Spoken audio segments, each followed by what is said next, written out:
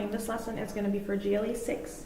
It is lesson 14 in your workbooks. It's absolute value. So we discussed this a little bit before we left, before our last day in January, but we're going to talk about it one more time just to make sure that you didn't forget.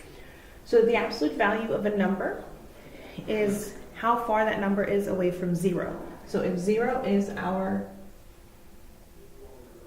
main point, then any number, its absolute value is how far away it is from that 0, whether it be on the positive or the negative. And we talked about how when we discuss distances, we can't have negative distance. You can't be negative away from something or someone, so you can't have negative absolute value. So absolute value is right in between two parallel lines, and this means absolute value. So the absolute value of -3, if you're at -3, oh my goodness, Mrs. Cinco did not number that correctly. So if we're at -3, I am 1, 2, 3 units away from 0. So the absolute value of -3 is just 3. And the same goes for positive.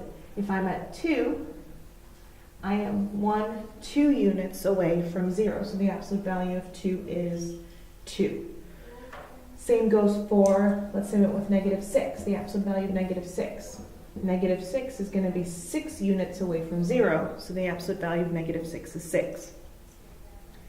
Say we went with 10, the absolute value of 10. 10 is still 10 units away from 0, so the absolute value of 10 is still 10. So remember, when you're working with absolute value, you cannot have a negative value. So even your negatives become positive because you cannot have a negative distance. If you have any other questions, go ahead and refer to your workbooks or email me.